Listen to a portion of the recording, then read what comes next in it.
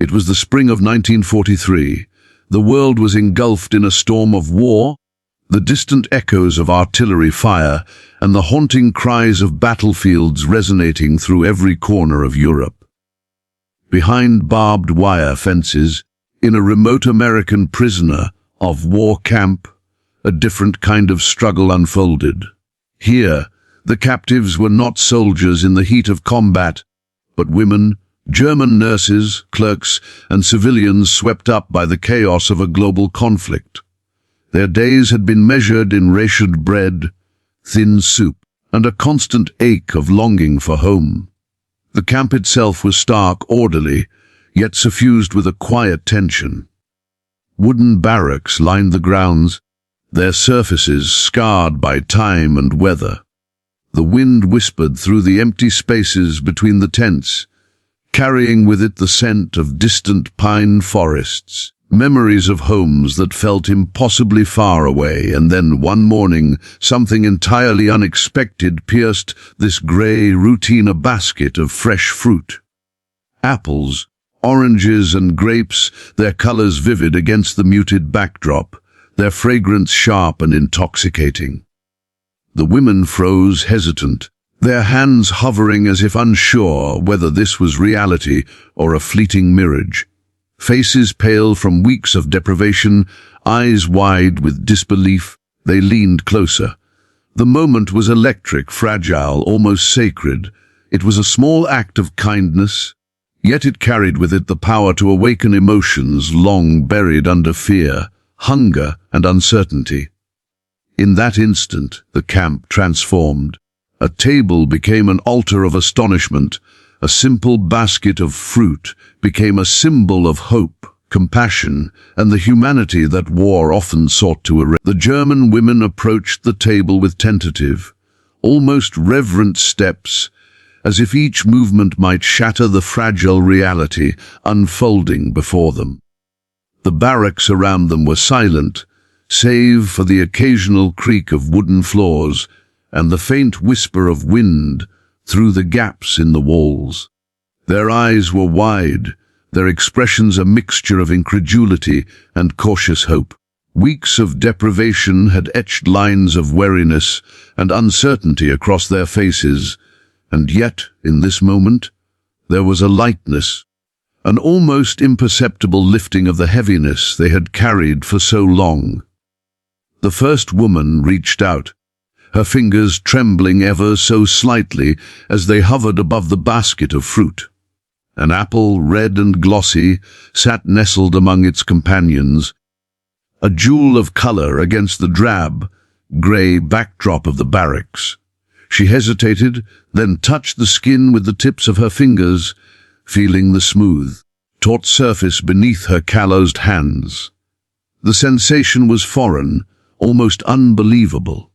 She looked around at the others, as if seeking permission to indulge, and in their eyes she saw the same astonishment mirrored back at her. Slowly, reverently, she lifted the apple, turning it in her hands, examining it from every angle. It was more than nourishment, it was a symbol, a bridge between the harshness of their present and the memories of a life that had been abruptly torn away. Another woman reached for a cluster of grapes, her movements tentative. She plucked one from the bunch and held it to her lips, pausing before biting.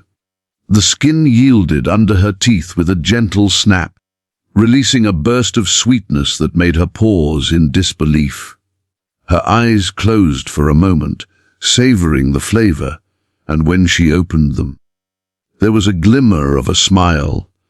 For a moment the world outside, the noise of distant battles, the fear, the cold, the hunger, vanished. All that existed was this small, miraculous taste, a gift so ordinary in the free world, yet so extraordinary here. Around her, the other women began to move closer, their curiosity overcoming their hesitation.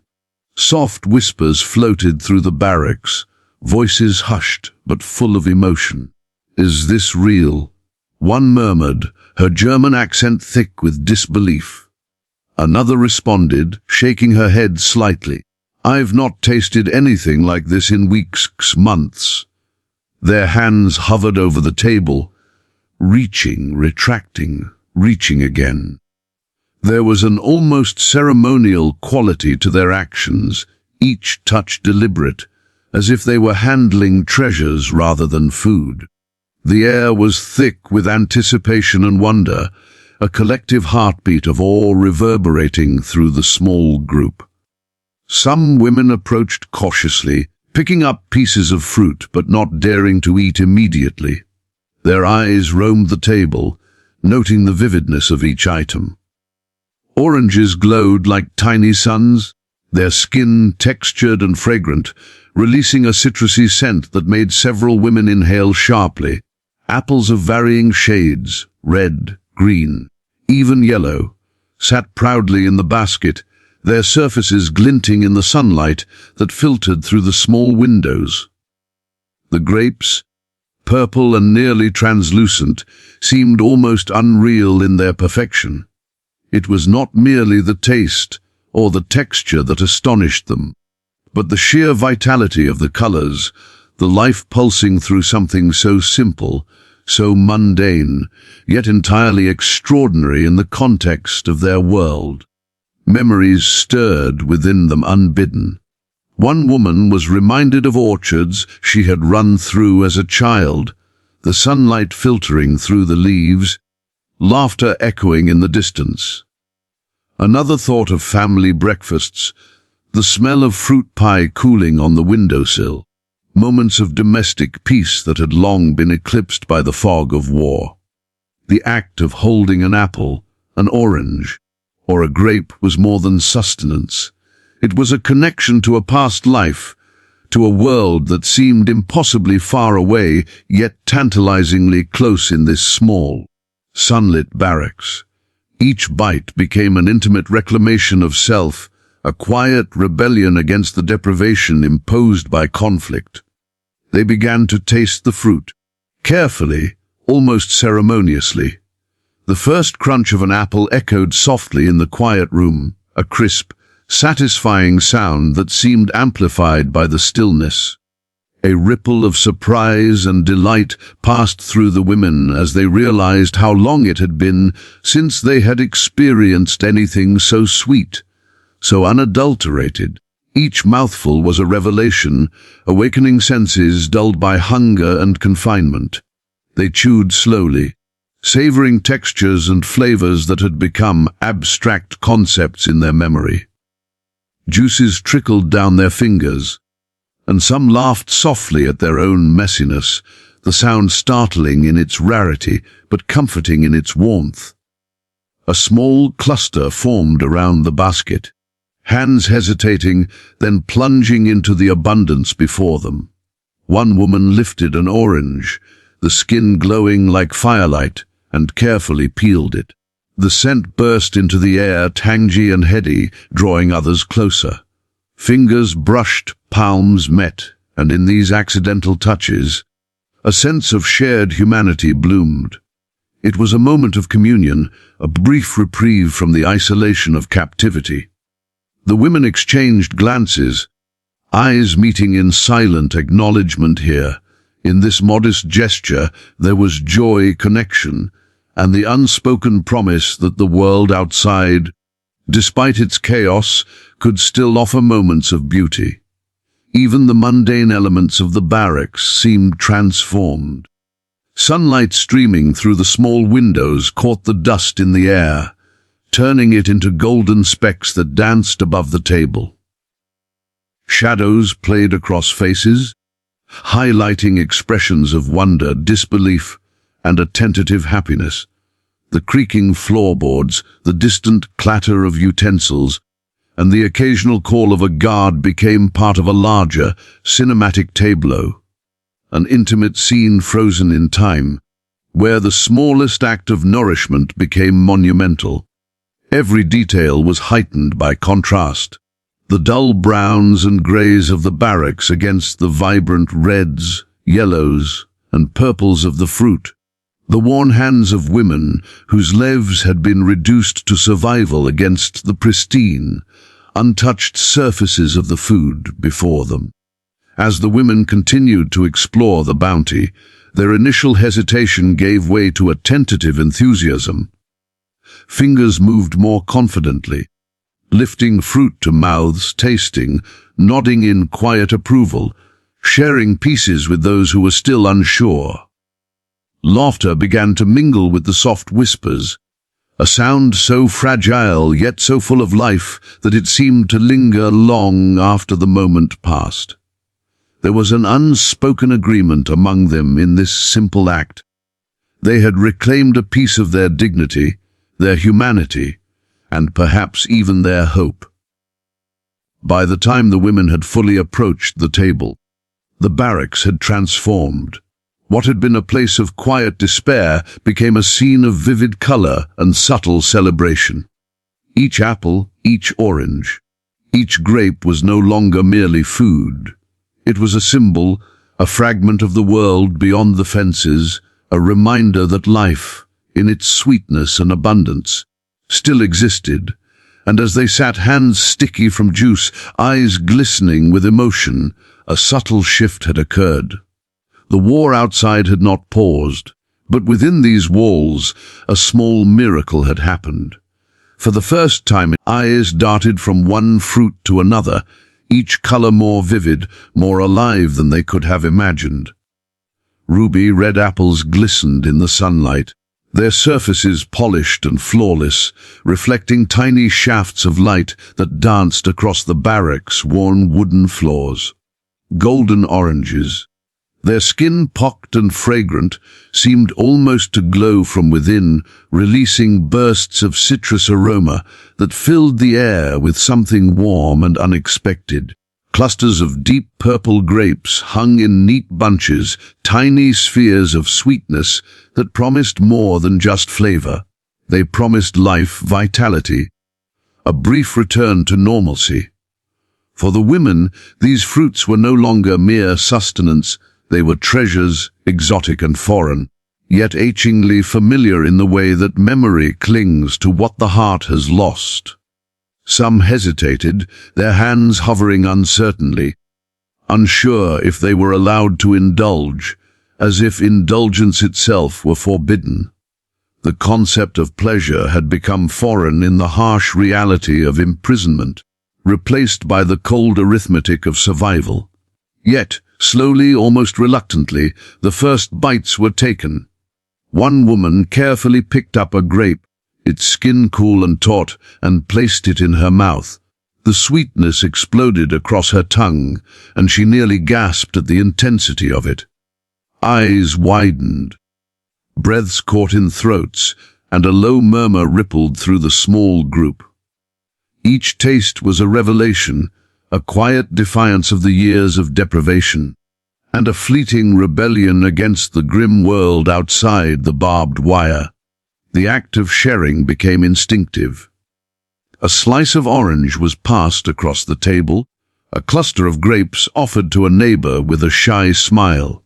Laughter, hesitant at first, began to echo softly, intertwining with the delicate rustle of skirts and the occasional scrape of wooden chairs against the floor.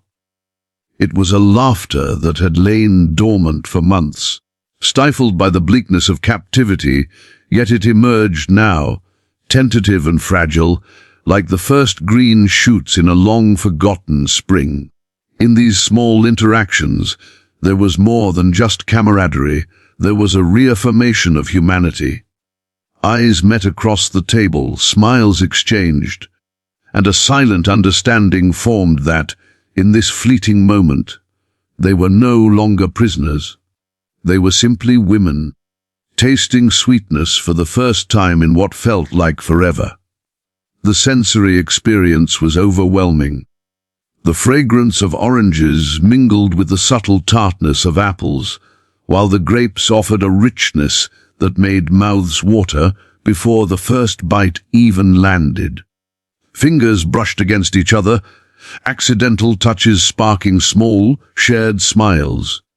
The women marveled at the textures, the crisp snap of an apple, The juicy give of an orange segment, the smooth pop of grapes between teeth. Every sensation, every color, every scent was amplified, intensified by months of absence, creating a heightened awareness of the simple pleasures that had once been taken for granted. Some began to close their eyes as they tasted, savoring each morsel with a reverence usually reserved for sacred rituals. They leaned into the sweetness, allowing it to wash over them, to replace the bitterness of hunger, fear, and isolation. In these brief moments, the barracks were transformed. They were no longer wooden walls, cold and imposing, but a stage for wonder and quiet celebration.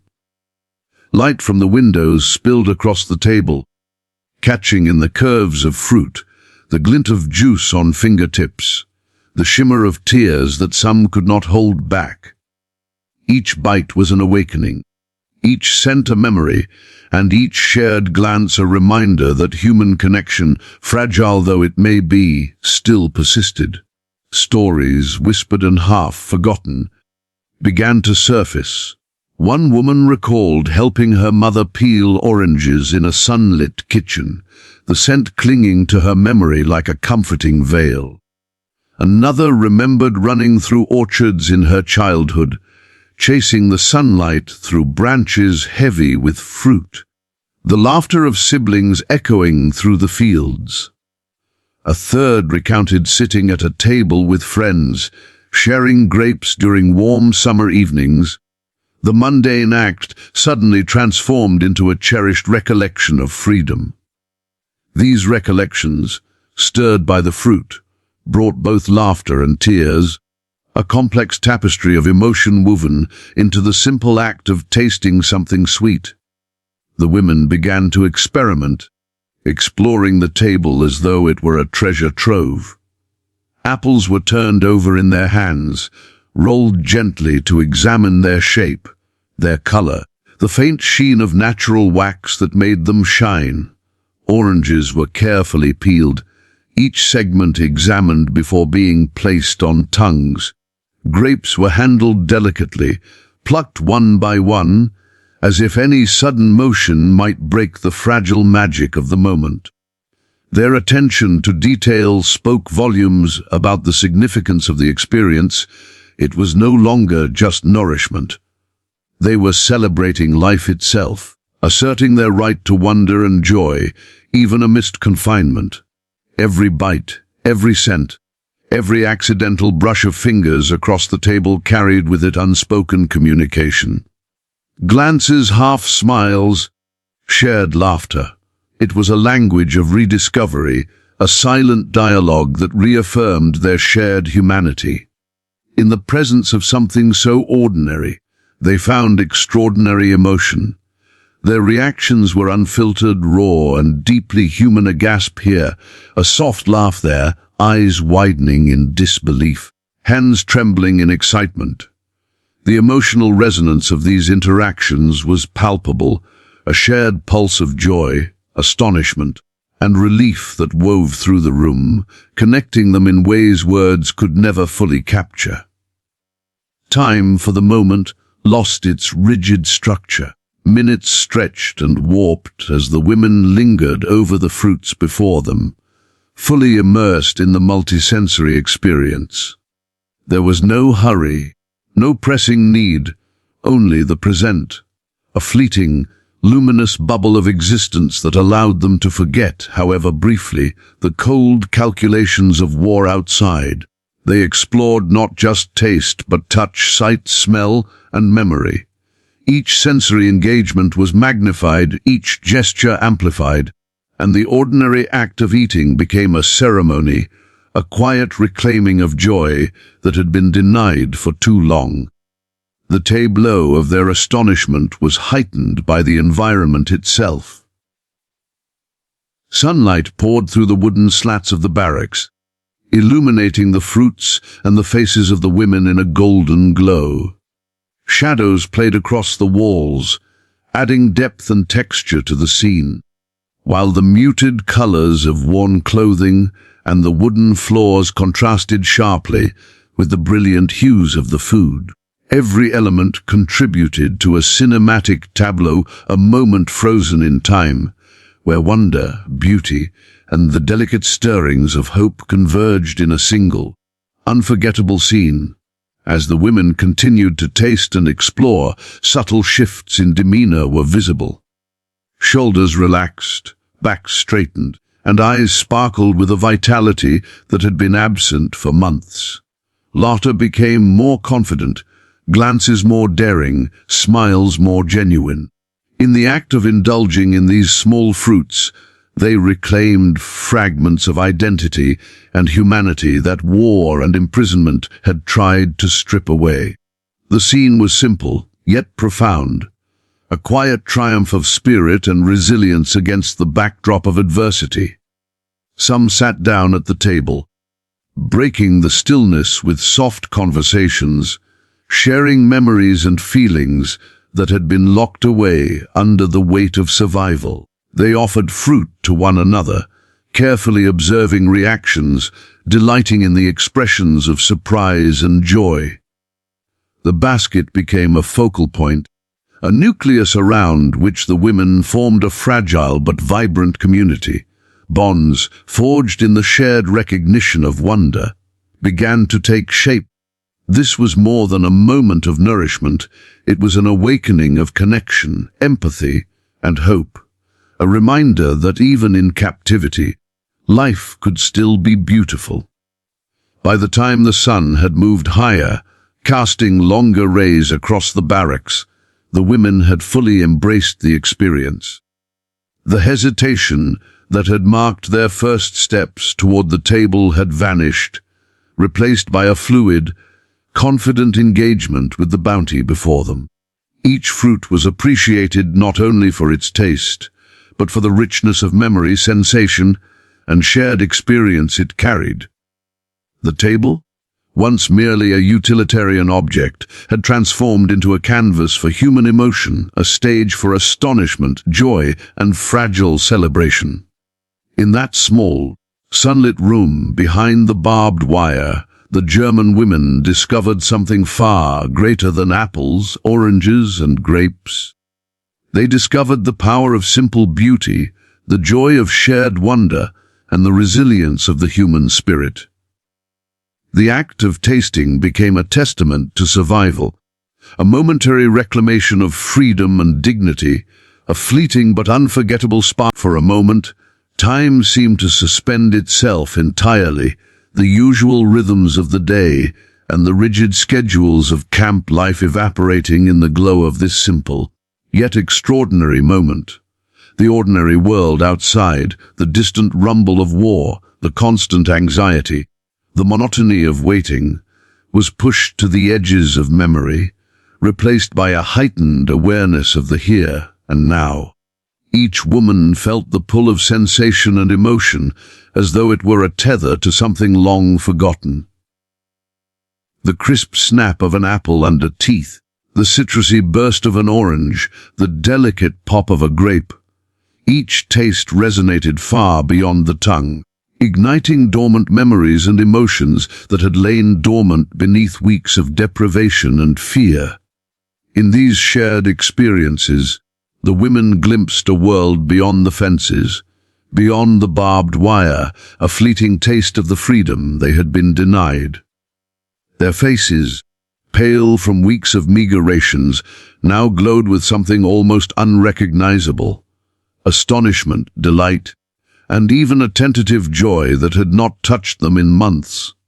Eyes widened, shimmering with moisture, as the vivid colors of the fruit mirrored the emotions that swelled within them. The deep red of apples, the golden hue of oranges, the rich violet of grapes, each hue carried its own weight, a visual manifestation of life, vitality, and hope.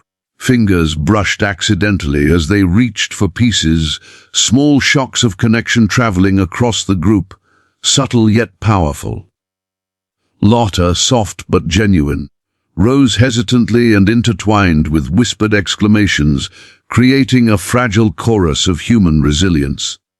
The fruit, ordinary in another time and place, had become a vessel for wonder, a conduit through which the women rediscovered the simple yet profound pleasures of living.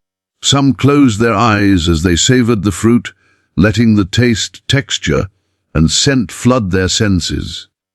For a moment, the past and present converged. Memories of home, childhood, and family surfaced in vivid clarity. One woman imagined a sun-drenched orchard where she had run freely as a child, the wind rustling through leaves, sunlight catching on fruit-laden branches. Another recalled quiet evenings in the kitchen, the smell of pies cooling on the windowsill, a mother's gentle hands guiding hers as they worked together. Each bite became a portal, a sensory key unlocking moments of innocence and joy that the war had attempted to steal. In these fleeting minutes, they were transported beyond the confinement of their circumstances, transported to a world that was simultaneously lost and present. The act of eating together, sharing, and exchanging glances created an unspoken camaraderie. There was a delicate rhythm in their movements. Hands reaching for fruit, fingers brushing over one another, gentle exchanges of smiles and whispered encouragements. This shared wonder became a silent language, one that required no words to communicate the intensity of emotion they all felt. In the quiet communion of taste and memory, the women found each other, bonded not by circumstance alone, but by the raw, unfiltered experience of joy rediscovered. The fruit, humble in its origins, became an emblem of unity, a reminder that even in isolation and suffering, connection remained possible, and hope could take root once more. The sensory richness of the moment was magnified by the environment around them. Sunlight poured through the barracks windows, slanting across the table and casting warm, golden highlights over the fruit and the women's faces. Dust motes floated lazily in the light, catching and reflecting it like tiny stars suspended in midair. Shadows danced along the walls, accentuating expressions of awe and the glint of tears that could not be hidden. The muted tones of the barracks, worn wood, faded walls, simple bedding, served only to emphasize the vividness of the fruit and the intensity of the women's reactions. Every gesture, every glance, every movement seemed amplified against this backdrop, transforming a modest room into a stage for cinematic wonder, where the extraordinary beauty of life could be felt in miniature yet overwhelming form. Some women, moved by the moment, began to offer fruit to one another with shy, deliberate gestures. Hands hovered, then lowered pieces carefully into waiting palms, creating a network of exchanges that reinforced the sense of shared humanity. Each smile, each whispered, "Thank you," or exclamation of delight, echoed softly but profoundly, building an invisible thread that tied them together. There was laughter, light and fragile, but it carried a weight beyond its sound. It was a sound of reclamation, of rediscovered joy, a subtle rebellion against the confines of the camp and the despair that had previously dominated their lives. The fruit had become more than sustenance. It was a symbol of vitality, compassion, and the unbroken spirit of human beings even in captivity. As the women continued to explore the table, their initial astonishment gave way to a quiet, contemplative reverence. They marveled not only at the flavors, but at the very act of being able to experience pleasure without fear or restriction. Every sensory engagement, the cool touch of the fruit, the burst of sweetness on their tongues, the fragrance that filled the air, was a reminder that life's small joys could persist even in the harshest conditions. Fingers brushed, accidental touches sparked gentle smiles, and the shared recognition of wonder became a profound silent communication. They were not merely eating, They were reclaiming pieces of themselves, reclaiming fragments of humanity that had been threatened by circumstance, deprivation, and fear. The women began to reflect internally, their thoughts weaving between the present moment and distant memories. Each bite became a meditation, a chance to revisit moments of happiness and security long absent from their lives. One woman thought of picnics beneath apple trees, the laughter of friends mingling with the gentle rustle of leaves. Another remembered harvesting grapes with her family in the late summer sun, the warmth of the day lingering on her skin and the taste of sweet juice dripping down her fingers. These recollections mingled with the present, creating a rich tapestry of sensory and emotional experience, where past joys illuminated the starkness of the present and reminded them that resilience and hope were not lost. They had merely been delayed. The scene had become almost ritualistic. Each woman approached the table, selected a piece of fruit with deliberate care, and experienced it fully, allowing all senses to engage. They turned, observed one another, shared silent reactions, and repeated the process, creating a rhythm of shared delight. The simple act of tasting became a ceremony, a reclaiming of pleasure and autonomy, however fleeting, within the rigid constraints of camp life. There was a sacredness to the moment, a quiet acknowledgement that in these small, seemingly mundane experiences, the human spirit could flourish. Gradually, a sense of peace settled over the barracks, fragile yet tangible. The women had discovered not only sustenance, but also beauty, connection, and a renewed awareness of life's subtle pleasures. Time, though still moving beyond the walls, seemed irrelevant in this bubble of sensory and emotional richness. The extraordinary had emerged from the ordinary. A basket of fruit had become a catalyst for wonder, reflection, and shared humanity. Each glance, each taste, each shared moment reinforced their bond, illustrating that even in the shadow of war, the human heart could still respond to kindness, color, and sweetness with profound gratitude. In those quiet moments, the women were reminded that hope could exist in miniature, yet carry the weight of immense emotional significance. The war, the deprivation, the fear, all remained outside the fences, but here, in this sunlit room, life had returned in the form of taste, color, and connection. They experienced a reformation of their capacity to feel, to enjoy, to hope, and to bond. This was more than an ephemeral pleasure. It was a demonstration that the human spirit, resilient and tender, could endure even the harshest trials and find moments of profound beauty and meaning. As the women slowly ate, shared, and absorbed the experience, a quiet transformation took place. The barracks, once a site of tension and monotony, now held the glow of wonder and subtle triumph. The simple fruit had become a symbol of vitality, memory, and shared humanity. Every movement, every smile, every accidental brush of hands carried significance. Even in the shadow of captivity, they had discovered that moments of beauty and joy were still possible, that the smallest gestures of kindness, the simplest pleasures, could awaken deep emotional responses and spark hope where despair had threatened to take root. And in the lingering warmth of sunlight,